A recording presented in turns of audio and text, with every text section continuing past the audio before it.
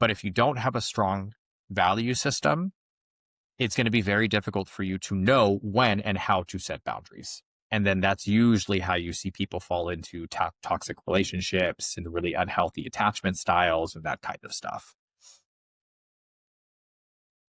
The AfterMeth Podcast is an outreach tool to help men who have sex with men break free from the addictive patterns associated with chemsex, otherwise known as crystal meth or TINA.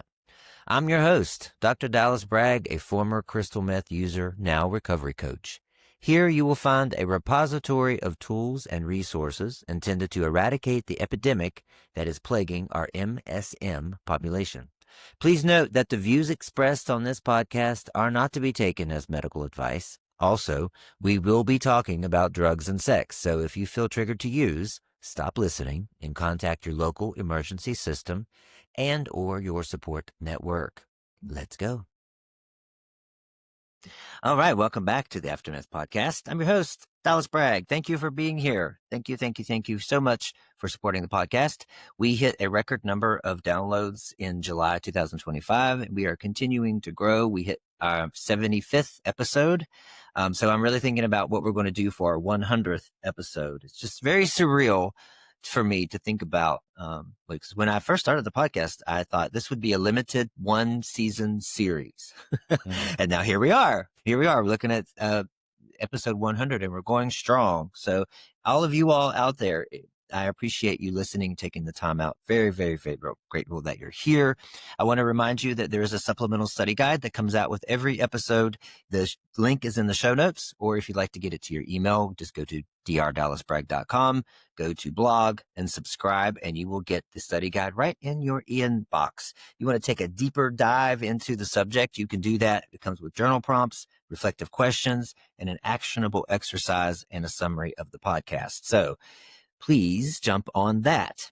All right, let's get started here with my new friend I met on TikTok and have been watching on TikTok, Coach Danny Morales. Can you tell us about yourself? Hi. I'm going to have to take some notes from you when it comes to a podcast introduction. It was great. Thank you. Well, my name is Danny. I am a dating and relationship coach, self-esteem coach for gay and bisexual men. And so my focus is on helping men to build their self-confidence, gain a deeper understanding of self, how that self navigates in the dating world, how to date in a healthy way, and how to have healthy, sustainable relationships. So this is something that I've now been doing for, when it comes to dating and relationship coaching, I've been doing this for over 5 years now. But specifically in the LGBTQI plus space, it's been a little over a year that I've been working with specifically gay and bi men. I've worked with many men over the years, but kind of switching into this specific, I guess you can call it a niche or just like target client base or just people that I feel like I relate the most to. It's been a little over a year and it's been absolutely incredible. Yeah. Great. Thank you. Yeah. Thank you. Okay. So why bisexual men? Why do you clarify gay and bi? So usually I just kind of like to say queer men, but everybody has their own, feelings around certain words. And so I want to be sensitive to obviously as many people as I can. Because I focus. So initially when I first started, I had put I was working with LGBTQIA plus community. That was how I put it.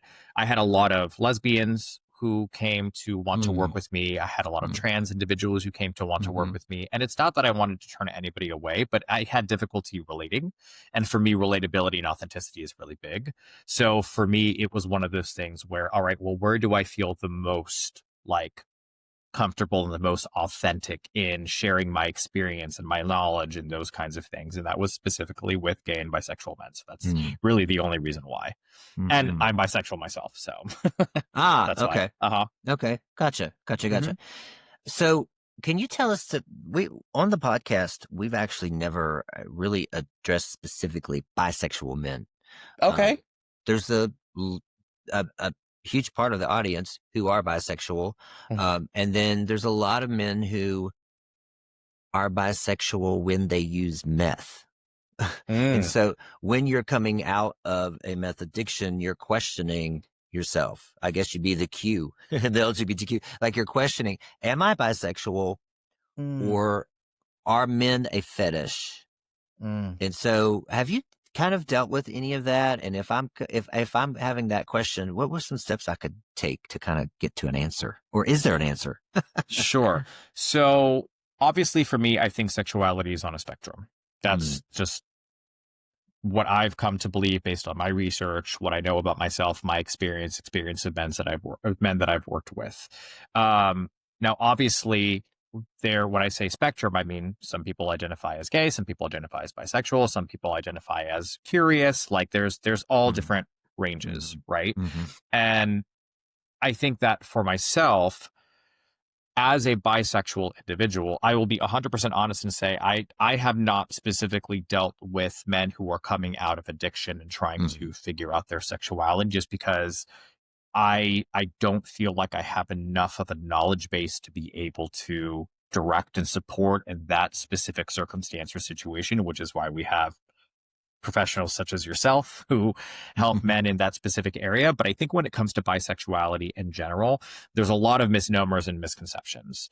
Um, it's it's it's difficult to accept bisexuality from the individual themselves, but also just different communities, the heterosexual community Mm, and the gay mm, community, right? Because it's kind of with the gay community, it's you haven't figured it out yet. You're using it as a mask. You yeah. haven't come out as gay yet. You're just exploring. You'll figure it out. It's a stepping stone. And there's a lot of invalidation that happens Mm, with that.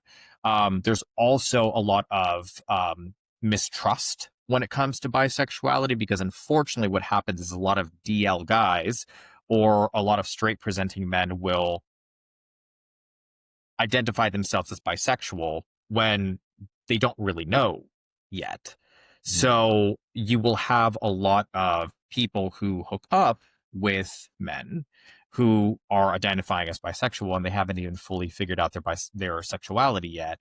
And they're having really negative experiences mm, with these guys. And so it kind of creates this narrative around bisexuality that we just haven't figured it out, that we're selfish, those kinds of things. On the heterosexual side, women have difficulty accepting and understanding that their partner would want to sleep with another man, right? So there's also kind of like the societal aspect of all of that that's mm, present. So when I'm working with somebody who is bisexual and they're trying to figure it out, for me, the biggest thing is let's not put so much pressure on the actual title and the identity. Let's just figure out what feels right to you mm. and go from there. Yeah. That's like step Yes. number one. Hmm. Yeah. I like that. I like that because we get so tied up in labels anyway, Mm-hmm. right? I Mm-hmm. mean, even back to what I deal with is so many men are stuck on, am I an addict or am I not an addict? You know, it doesn't matter, right? Mm-hmm. Like if you use meth, you use meth. So that's why I use the term meth user, Mm-hmm. right? Because you get hung up on what it's called and your identity gets wrapped around that. So I think Mm. that's seems like sort of the same thing. Yeah. Um, but I agree, and I have been guilty of this, of Mm. poking fun of a young man who is effeminate, Mm-hmm. who comes out as bisexual, and I have been one of those who have poked fun to say you're just not ready to say you're gay yet, Mm. right? Mm-hmm. And my son. So even for me, so I say I'm bisexual, but since I left my wife, I haven't been with any women. Sure. So my son pokes fun of me all the time. And he said, would you stop saying you're bisexual? you know? Mm-hmm. But it is very invalidating to Mm. someone, don't you think? Sure. Yeah. Absolutely. I mean, I was with a woman for 13 years. So, Mm, and mm, I came out to her 2 years into our relationship. mm, Um, and I mean, we broke up for a year so that I could explore my sexuality. And then we got back together and we're together for another 10 years. Right. mm, So, or mm, 11 years, give or take. mm, And the the difficult part about that is that everybody just kind of assumes that you're heterosexual because you're in a opposite sex relationship. So it can be very confusing internally as somebody who identifies as bisexual. And then we broke up, and I've been dating men ever since. I haven't been with a woman since. So similarly, I get that experience of, well, you haven't been with a woman since, so at this point you're just gay. And it's like, no, I'm not. Because I am physically attracted to women, and I could be sexually intimate with women, and I would be totally fine, but I'm just happy in my relationship with my boyfriend that I've been with for 4 years. That's kind of the beauty of bisexuality.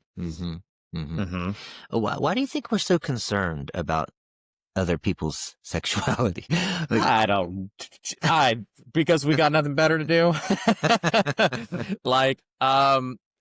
No, honestly, I think part of it has to do with our own experience with shame and that process, right? So for somebody, for example, a gay man who has to go through the process and their turmoil of dealing with their sexuality and coming out and being criticized and judged and ostracized and all that stuff, when a person comes out as bisexual, I think that there's a very personal and visceral experience that happens of like, you're taking the easy way out and I didn't.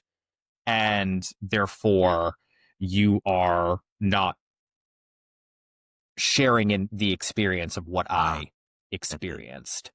When in reality, I think that coming out as a bisexual individual is equally as difficult because we're still dealing with sexuality and confusion and those kinds of things, right? And this is triggering for some people, but what I'll tell people is, as a gay man, for example, when you come out as a gay man, you come out as a gay man and people understand that, oh, this person likes men. Right. When you come out as bisexual, it's almost like this perpetual coming out process because you're constantly having to answer questions about it because everybody's very confused about it. So it's like you're in this limbo state of like in the closet, out of the closet, answering questions that like it's a lot. So we go through, I think at its root, a similar experience. It's just different. Yeah. Right. And you mentioned, I think it seems like bisexual men are less, they're not trusted as much by gay men, right? There's a lack of trust. Why do you think that is? I think, okay. Don't hate me, people. Just kidding. So I think there's a couple of reasons for it. I think the first one is experiential, right? So some people will have situations with bisexual men that do not end favorably. And therefore, what ends up happening is that people will attach negative experience to this particular type of individual. And I understand that, right? I don't want to invalidate that because if you have a really negative experience with somebody like that, of course it's going to stick with you and you're going to have difficulty trusting somebody else who identifies as bisexual because you immediately go to, well, the last time I was with somebody who was bisexual, this happened to me, right? So there's that part of it. I think the other part of it is, as queer men, we have difficulty with self-acceptance and self-value and self-worth and those kinds of things. So I think that there's always this underlying concern and threat that that person is not enough. Like if a bisexual man is with a gay man, the gay man oftentimes feels like they are not enough because they don't have all the proper appendages that would satisfy the bisexual person, and they may leave and date a woman because you weren't enough. So it's kind of twofold. I see. It's interesting because my experience is the complete opposite. Interesting. You know, I've been exploring sexually, and the bisexual men, well, these are men that actually they've said straight on the dating profile. They say straight that for whatever reason, but then, you know, they're bisexual, obviously, because they're with me. But I find them easier. I found them easier to work with because they're more the ones this is my experience. They've been very dependable in terms of when they say I'm coming over on Wednesday at 7, they show up. Like I don't feel like they're looking for the next best thing until then. You know, and I just find it like, I don't know, the experience is safer to me for some reason. Like it's just, they're not, there's just I just feel like I trust there's an element of trust there that I can't, I don't find often with gay men. So I don't know. That's just my experience. Did you hear that, gentlemen? Bisexual men are dependable. Yeah. I mean, for me, they have been. Sure. I think there's layers to this, right? I think if we were to try to oversimplify this, it wouldn't do justice to subjective experiences. But generally speaking, if we really kind of look at it from a dating context, bisexual men who have the opportunity to, date women and men, oftentimes in their younger years, will date women. Why is that? Because of heteronormativity and the environments and like that kind of stuff. So it feels safer for them. But what that also means is most of the time we have more experience with dating because we start earlier in a more authentic way, right? So, and what I mean by authentic, I mean in the sense that like we are attracted to both men and women. So when we're in a relationship with a woman, there's a level of authenticity to that. Whereas for gay men, if you do date in your early years, it does not feel aligned or authentic because being with a woman just doesn't feel right. But there is a societal pressure that is there that says you cannot date a man in high school because you'd be made fun of, you'd be ostracized, you'd be criticized. So most gay men don't really start to understand the fundamentals of relationships and dating until they're in their 20s, mid-20s, early 30s, depending on when somebody comes out. So I think that generally speaking, there's more of an understanding of how to navigate relationships and show up in that kind of a way, if that makes sense. Yeah. Yes, it does. It does. Yeah. So I think that I think for you listeners, the big thing I want you to take away from this is you're causing yourself a lot of suffering by continuing to ask, am I bisexual or am I not bisexual? Especially if you're living a straight life and you were with men during your meth use. Just drop the question, like you're saying, Danny, right? And just experiment with what feels comfortable and what turns you on, right? And I'm guessing probably too, if you watch porn, maybe what kind of porn you watch, I don't know. I mean, there could be ways of determining just drop the label and just, it's all a spectrum, right? I've met, I've met a couple of men who are identified as straight, but they say being with a man is a fetish, just like feet, piss, like it's a fetish for them. It's not, they call themselves straight, but being with a man is just a taboo fetish, like meeting in public or something like that, So that was an interesting one for me, to digest as well. But yeah, I feel like that's an interesting one for me to digest as well. I'm chewing on it a little bit right now. As you brought it up, because everything experientially and research and from a psychological component, all that stuff is going off in my head. Like that's an interesting one. Which I don't want to invalidate in any way, because it is very possible that is a fetish for them, and that's true for them. And who am I to say, like, no, you're gay? Like, I would literally be perpetuating the same exact thing that I say not to do. So it's I need to digest. Yeah. So part of what you mentioned, so dating coach, relationship and dating coach, but self-esteem is big. I was looking over your TikTok. Your TikTok is big and good and great. By the way, if you're not following Coach Danny, it's Coach Danny Morales, gay and bi love coach. So self-esteem, what do you think? How would you define self-esteem for us, and how would we know where we are on that spectrum of self-esteem? That's a really good question.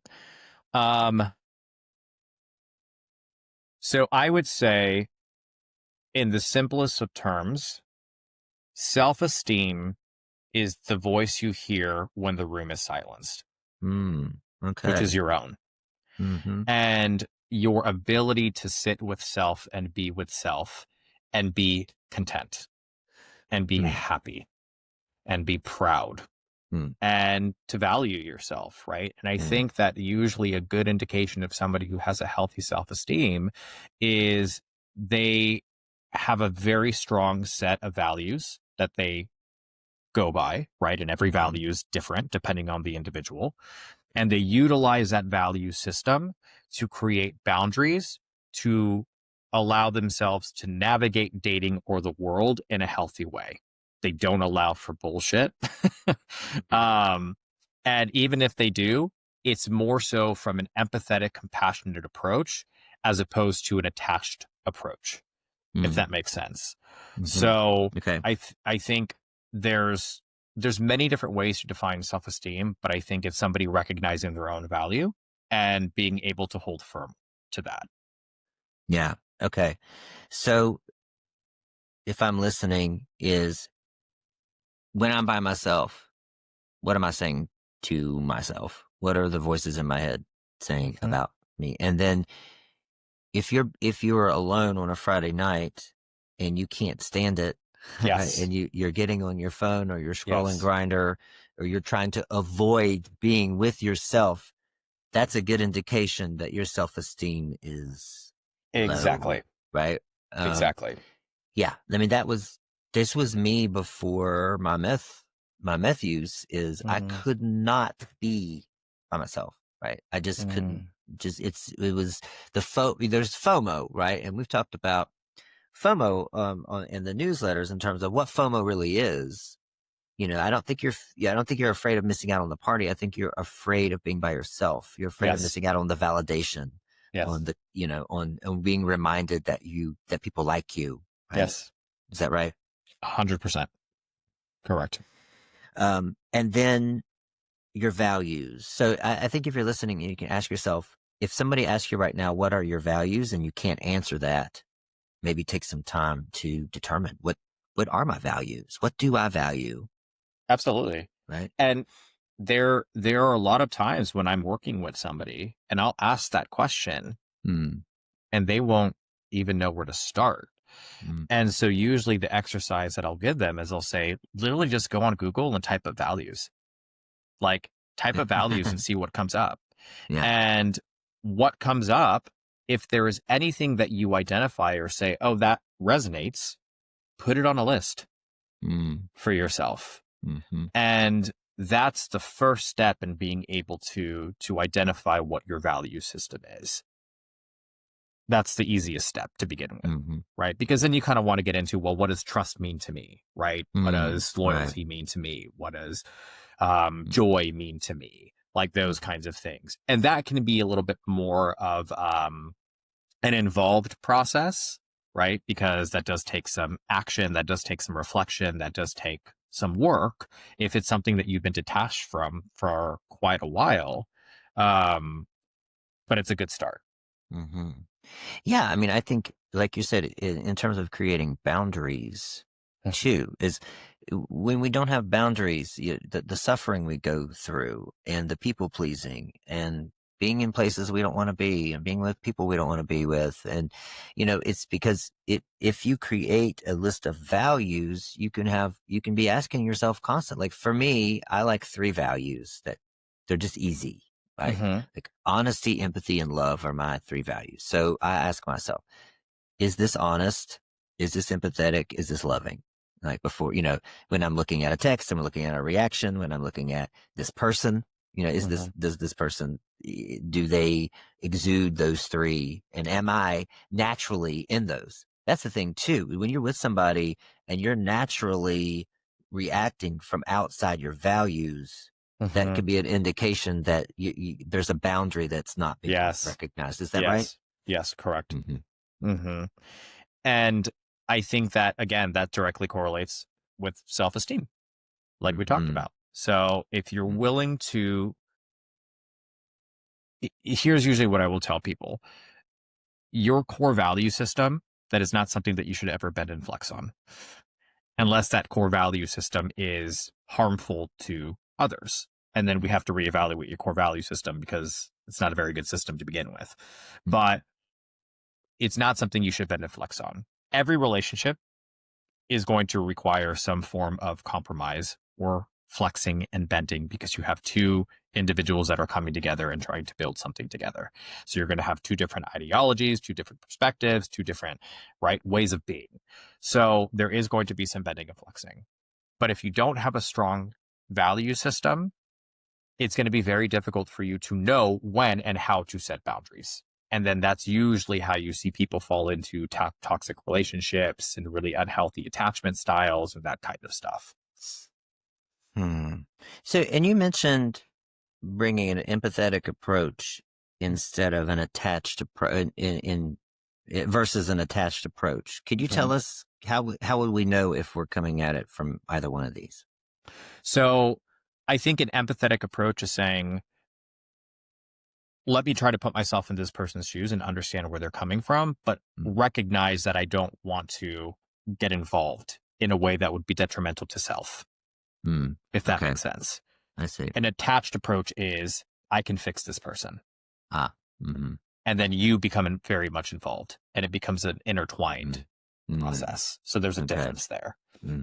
Yeah. Yeah. And I think from my attachment from the past, I would be saying, I'm lucky that they're paying me. I'm lucky that they like me, right? I feel lucky that they have an interest in me. So I'm going to look past. Yeah. I'm going to clear my values out of the way and look past everything just to keep them. Sure. Right? You see that? Sure. Absolutely. I see that a lot. And I think a lot of that has to do with just generally speaking, the experience that we go through.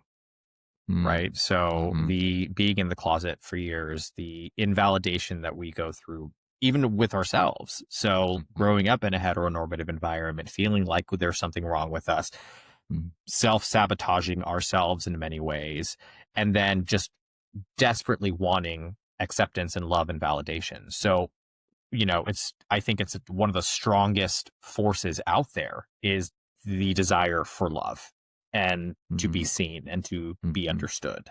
So if we don't feel like we have that, a lot of people are going to sacrifice a lot of their own stuff to get that from somebody, whether it be healthy or unhealthy.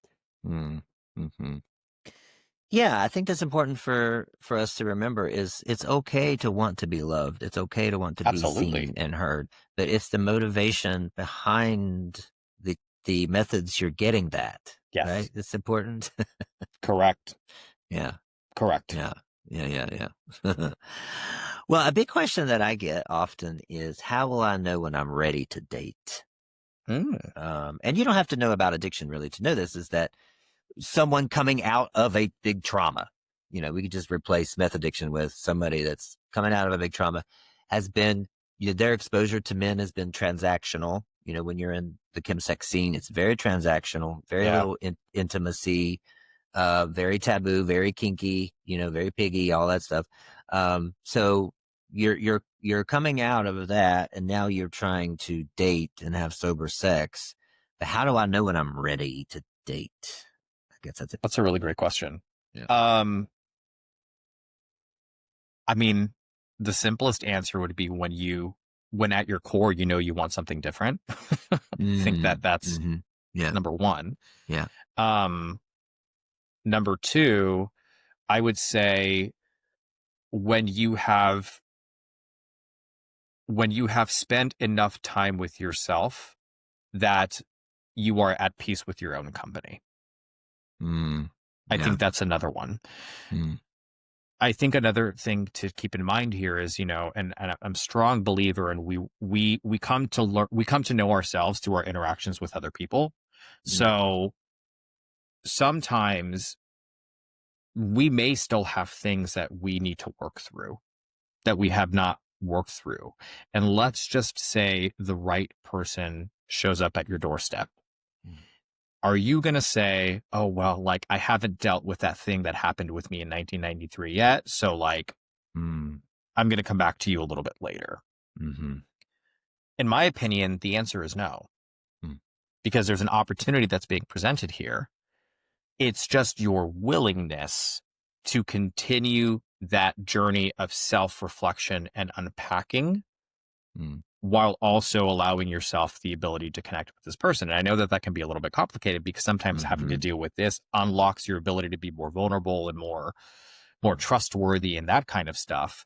Mm. But if you connect with somebody who holds space for you and who is there for you and who is supportive of that journey, that can actually be an even bigger blessing than you having to do it on your own. Mhm. Right. So I think it's really about taking a step back and saying, am I willing to do the work and not put all the work on somebody else? Mm. That's really the big thing. Mm. Because if you get into a relationship and you stop doing the work on yourself and you just dump on that other person, you're not ready. Yeah. Yeah. Yeah. And come into it with the fact that they're saving me, right? Like, because I've had some men come to me and find out what I do and that I'm meth free, and they cling to me because they're actually having issues with their addiction, and they think dating somebody like me is going to save them, right? Yeah.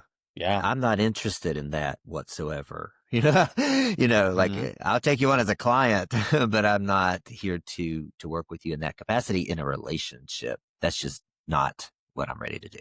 So the difference between approaching it empathetically Hmm. and in an attached Right. way.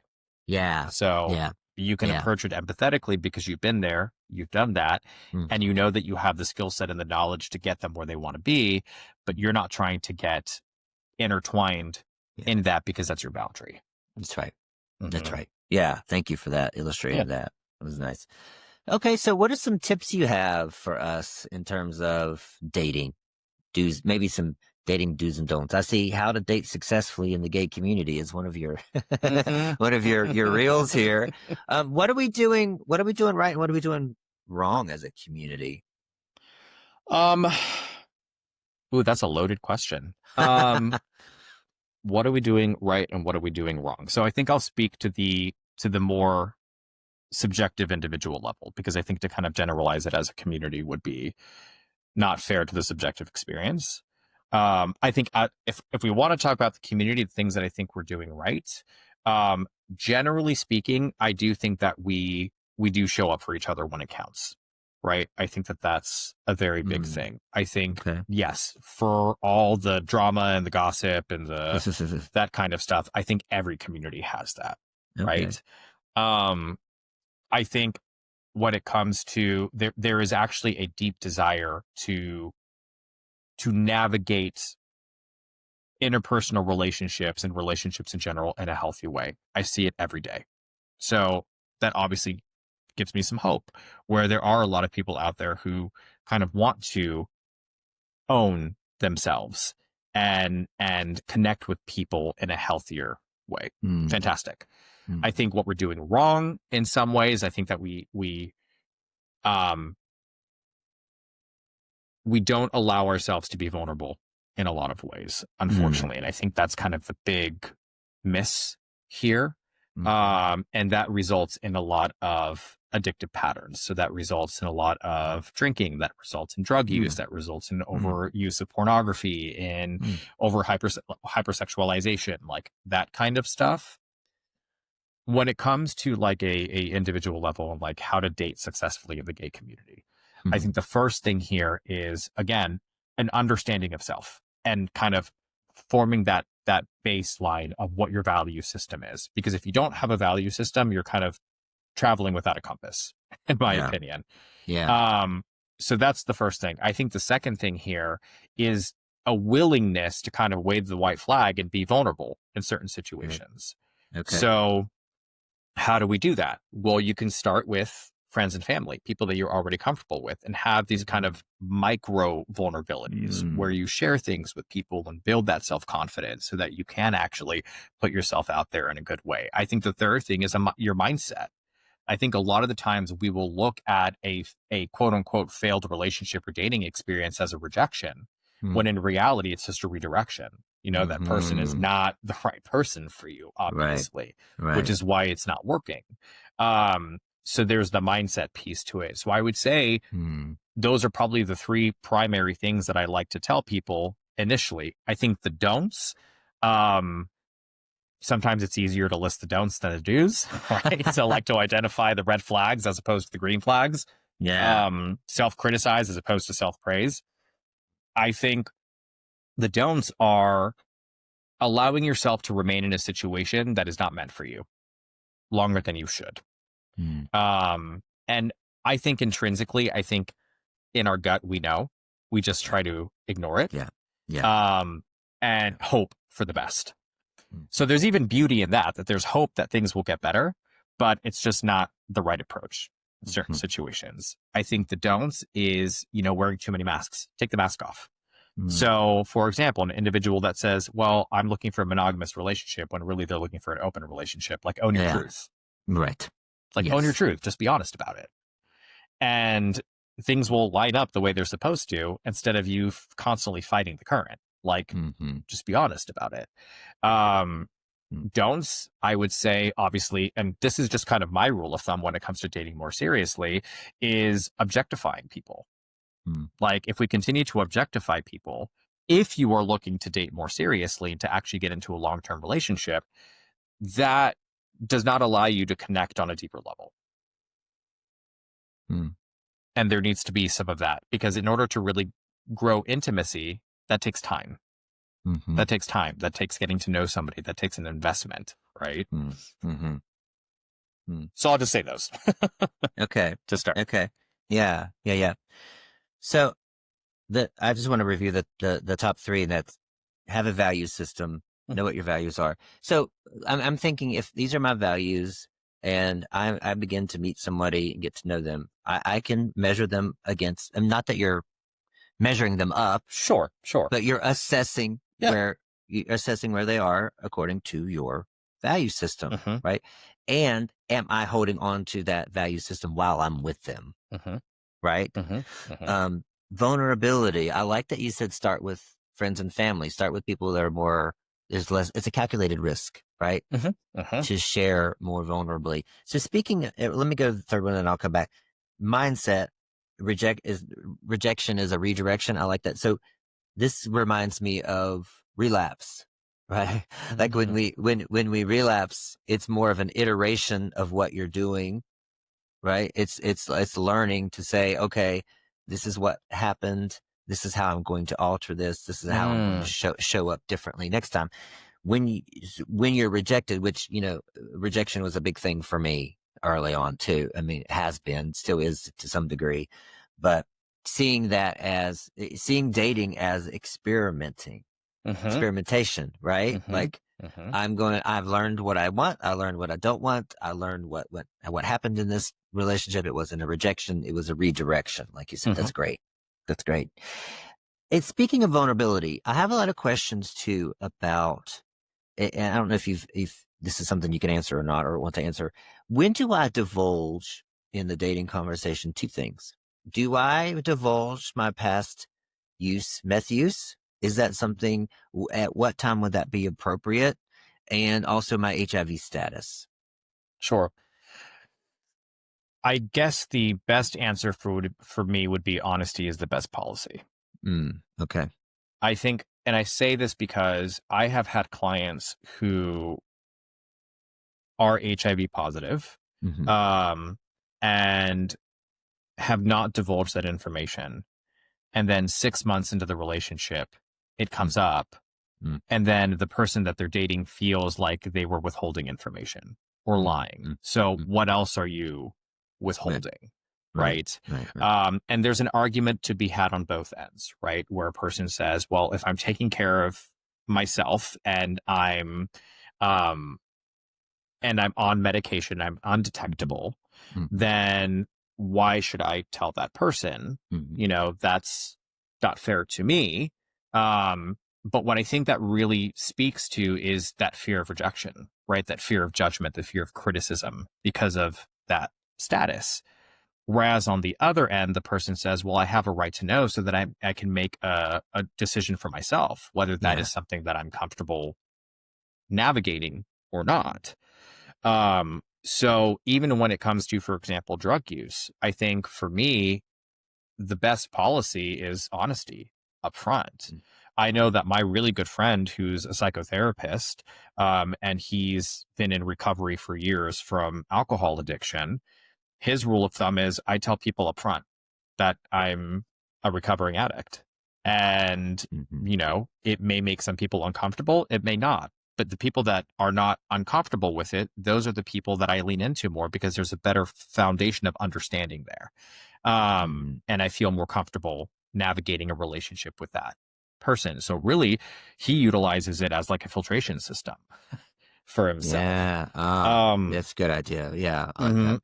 Mm-hmm. So instead of it being like, oh, by me saying this, I'm going to be judged. Well, I'm actually utilizing this to see who would understand me better and who I would feel most comfortable connecting with.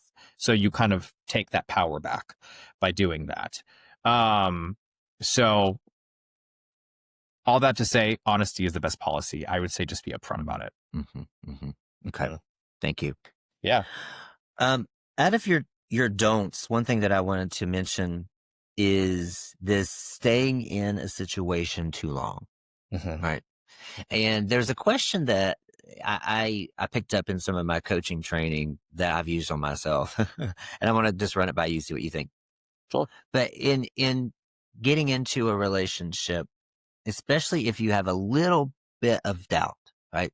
And the question is, what will you find out a year from now that you know already, that you already know? Or something? Yeah. Mm. What will you find out a year from now that you already know? Mhm. And I asked myself that the last, I don't know if it was a relationship or not. It was like 2 months. I asked myself that, and immediately it was like, he's too young. You know, Oh, he's okay. he's he's too young. I knew this already, right? It's just something that I knew, but I just kept gaslighting myself Mm. about. Mm. And I asked that myself, that coaching question. I coached myself. I realized that I still didn't listen. And then ended in this burning, burning crash of heartache. But yeah, I think to me, that's been such a powerful question for me to ask is, what do you Absolutely. already know?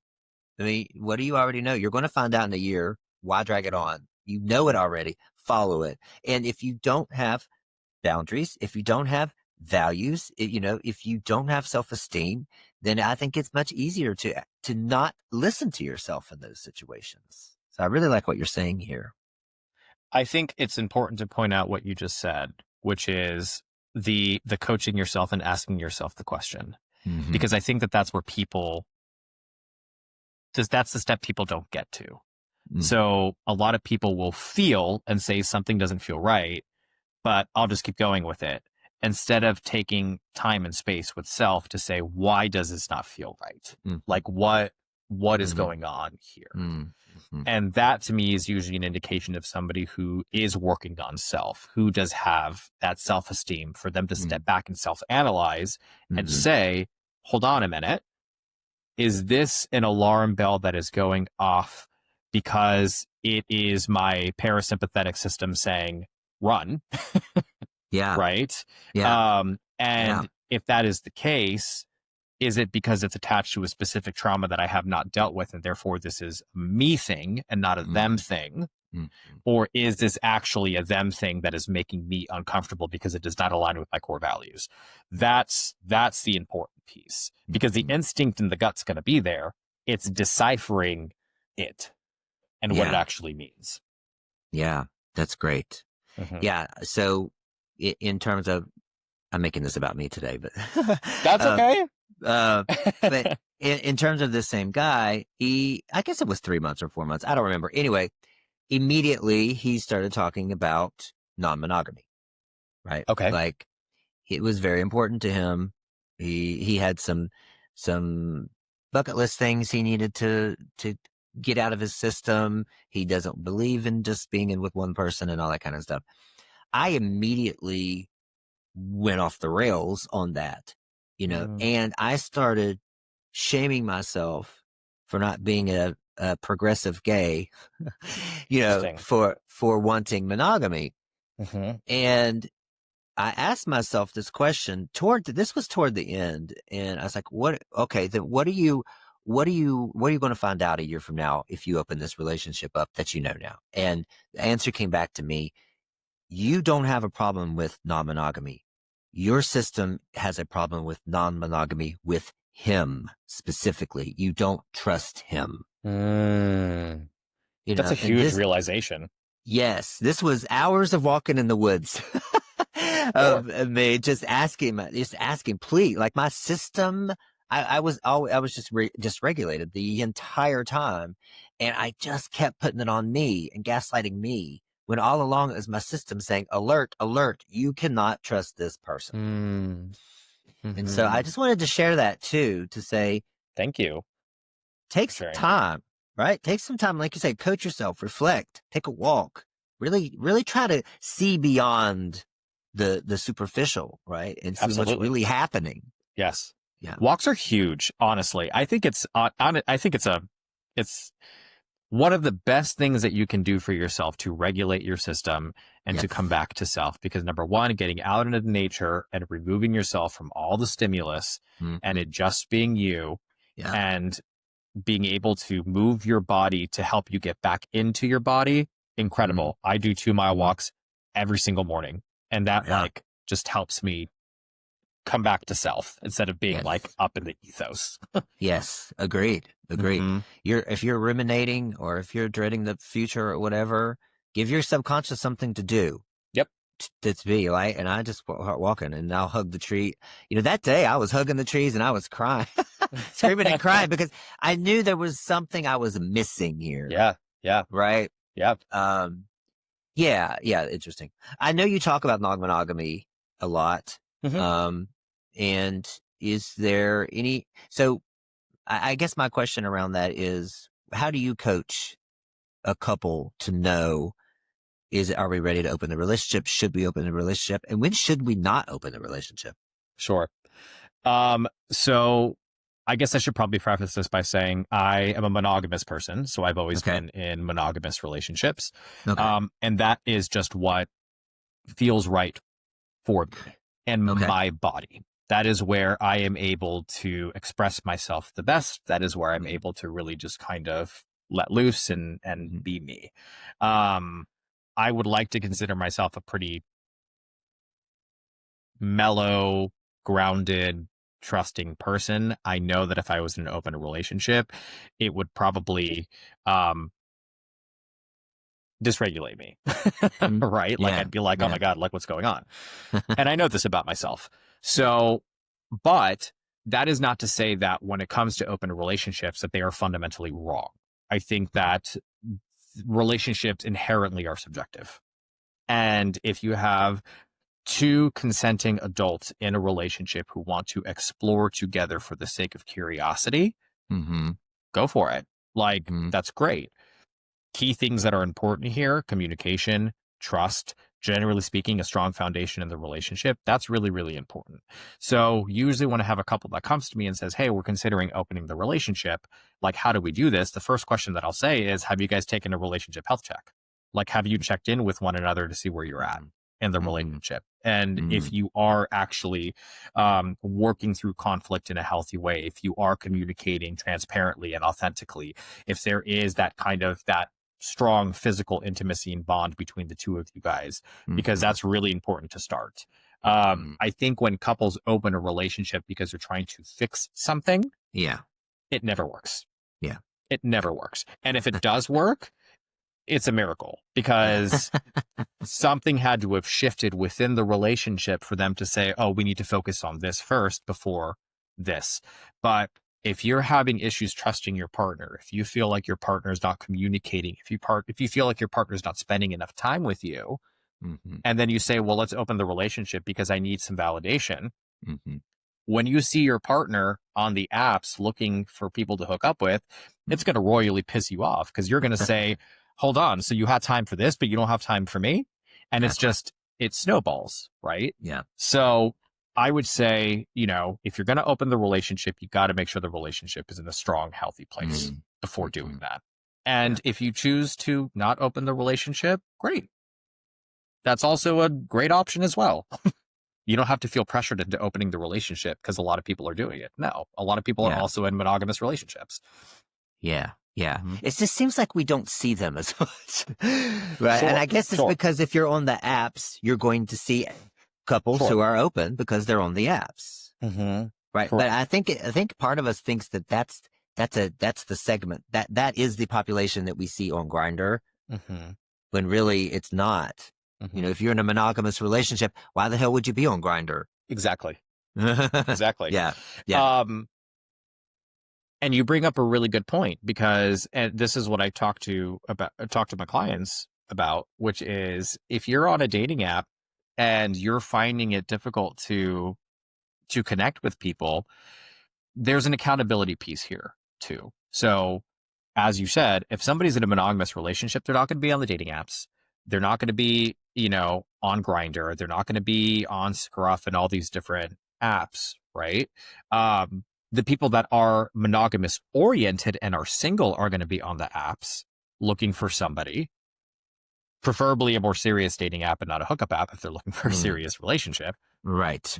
But you have to make sure that you're also asking the right questions. And I think a lot of people shy away from maybe more direct upfront questions in the beginning because they don't want to be seen as too much or overbearing or aggressive or whatever the case may be. And then you connect with somebody for 2 months and then the question comes up and it's like, oh, well, I'm open to an open relationship. And it's like, what the damn it? So for me, it's make sure you're asking some of the right questions up front. Yeah. A lot of the questions. Yeah, you're right. I mean, you ask a lot of questions. Sometimes it's like, you're so insecure and you're moving too fast and, all that kind of stuff. But if you're serious about dating, you don't care about the questions. Right. Right. If somebody tells you you're moving too fast, that's because they're not ready for what you are ready for. Right. Well, that's why I tell people, then baby, you don't bring a Toyota Corolla to a racetrack. So, right. So if I'm moving too fast for you, it's because I have the right vehicle on this racetrack. That's right. Right. Yeah, that's true. Is there anything you can say to, I see a lot of couples, and this goes on in the straight world too, but I think it's maybe more, again, maybe it's just what I'm seeing, but these two guys come together and they just hit it off like fireworks, right? Like the date lasts 10 hours or, it's like they've met their soulmate and it's just so like, and then they just end up together so quickly, then they get on Facebook and they post, I'm in a relationship, now it's like, wait a minute, 2 weeks ago you were, that kind of thing. So is there something we could look for? Like if it is fireworks at first, how do we not jump in? And is that an indication that it's going to fizzle out? That's a really good question. So we have a joke about this in the community, as you know, that's called lesbian speed. Oh, right. Yeah. But there's a difference between infatuation and love, right? Yeah. Love is slow growing. It's consistent. It's understanding. It's empathetic. It's all those things. And oftentimes when you connect with somebody and all the sparks go off and all the bells go off and your entire world gets flipped upside down, more often than not, that is infatuation. Because there is something about that person that is filling some space for you or some void for you. Yeah. And it's exciting and there's mystery around it. And there's this just attachment that happens because the hope is fulfilled, right? Oftentimes relationships that start off that intensely, because what infatuation is, it's intense, it's fast, it's chaotic, it's kind of like a roller coaster. They fizzle out because once the mystery wears off and once that dopamine kind of levels out again, then what you have in front of you is just another human being with their faults and their belief systems and all that stuff. And because you had such an intense experience in the beginning, it's almost like, and the way that I like to describe it is like going on vacation to a part of the world that you've never been to and having that like euphoric experience and then Yes. coming back to work. Mm-hmm. And you're like, damn it, just take me back there. So usually what I'll tell people is if you had that really explosive connection in the beginning, be very cognizant of taking your time with it. Mm-hmm. Take your time with it. Allow yourself to regulate yourself in that situation. Because if you're able to regulate yourself and that person still sticks with you through that process, it's a good match. I like that. Mm-hmm. I like that. Thank you. Yeah. Thank you for that. Well, let's talk about real quick your coaching. Sure. I'm going to, for those who are watching, I'm just going to put your website up on the screen. Just so we can take a look at it. Very, very well done, by the way. Thank you. I built it myself. Oh, nice. Are you for hire? It was, I would love to say yes. So remember empathy versus attachment. It took me quite some time and a lot of frustration to figure out because I am not a tech person. So this really challenged me. I like it. So transform your dating life, learn how to navigate dating as a gay or bisexual man in a healthy, sustainable, lasting way. So you have three, it looks like how Danny can help you. There's three ways here: private coaching, group coaching, online courses. And then your 3-step method: identification, discovery, and results. Can you talk to us a little bit about what can we expect if we come to you for coaching? Yeah. So usually the way that the process goes, and I like to let people know on my social media, like I usually will do a 20-minute discovery call. So we can sit down, we have a conversation. We identify what the primary issue is. We create a plan moving forward, and then we execute that plan. So that plan may look like, okay, you really want to find the partner of your dreams. Where are you at with yourself? And if we identify that there's some self-esteem work that has to happen there, and that's kind of the first step that we take, and we start to work on that and build up to the dating and the relationships and all that stuff. So it starts with a 20-minute discovery call. We assess where you're at. We identify what the plan is moving forward. And then usually I will recommend coaching sessions. And we go from there. Every person is different. So some people may need longer coaching than others. That's just kind of the way it goes. In my experience, I have found that true change happens after, well, not after, but you have a higher chance of success when you go through a coaching process for 3 months or 6 months, right? I think like if you try to do coaching for a month, you may get quick. It's kind of like infatuation. It feels great. And then it kind of like dies out. Like you got to stick through the process.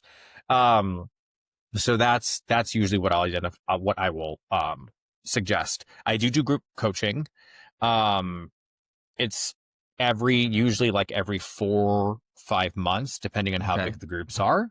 And what I've actually started to do is I've moved into more of a instead of a la carte type of structure, it's 4 months or 6 months of coaching. Those are the two options that I have for people who are serious about coaching and wanting to date more seriously. So obviously you can connect with me on my social media. You can connect with me on the website. And I'm always open and happy to have a conversation about where people are. I would think group coaching probably has a lot of benefit in terms of talking about experiences, dating experiences, and being with like-minded people. Sure. I mean, the beauty of it is you build a community. You're kind of striving for the same thing, and there have been some instances where people have connected through the group session. So that's what I was gonna ask. Kind of works well. And you have a podcast, Deep Penetration. I like puns, so yes, the Deep Penetration Podcast. I have, I think, over 100 episodes at this point. Nice. And which you're coming up on, so congratulations. That's a big thank you. milestone. So yes, I talk about all of these things on the podcast. I have a YouTube channel where I talk about these things as well. So I mean, I'm kind of all over the place. No, it's great. It's great. Yeah, you're doing a lot of good Good stuff. We need it. We need help. We need help. Sure. We really do. And when I say we, I mean me. I need help too. We Me all too. do, I right? go to therapy. So I Yeah, think yeah. there's this kind of common misconception that if you're a coach or a therapist, you have it all figured out. No, we all That's have right. our own coaches and therapists too. So Yeah. Yeah. I mean, dating, I think dating and sex is kind of the last frontier, not the last frontier, but I guess the next frontier for me that I haven't really touched on and I'm trying to figure out and just figure out it's such a world of its own, but yeah. also I'm really being cognizant about the story that I'm putting on it, right? Like I just hear people say dating is hard. Yes. Dating in Charlotte is hard or dating is, it's like, stop saying that, and so I've caught myself saying, not complaining about dating, not complaining about gay men and, that kind of thing, but just saying I'm learning every day, Yeah. just Yeah. something like that to try to not make a story and a narrative around dating that it's difficult. I don't think it has, I don't think it has to be. It sounds like based on what you're saying, it can be fun. It can be a fun learning experience if you frame it that way. I think dating is a self-development mirror. So if you approach it from the lens of this is a journey that I'm going on to develop myself as a person, then the onus is on you. The power is with you because you're able to take these circumstances and these situations and learn from them. And I know that that is easier said than done. Trust me. But that's why there are coaches who help you through that process. Yeah. Great. Good.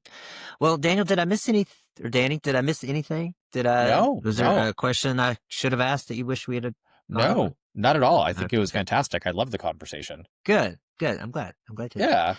And to you at home, I hope that, or wherever you are, driving, at the gym, wherever you are, walking, hopefully, I hope that you enjoyed the conversation as well. If you have any questions, you send them right to Danny. We're going to put all of his contact information in the show notes.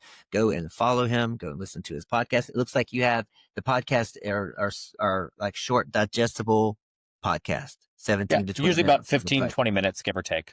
Yeah, which is great too. I really like those kinds of podcasts as well. And join in the conversation too. Make sure that you can comment on YouTube. You can comment on Spotify. You can watch us on Spotify or YouTube as well. So I'd like to hear from you. If you have any questions, ask. All right. Absolutely. Thank you, everyone. And I will see you next week. Awesome. Thank you for having me on.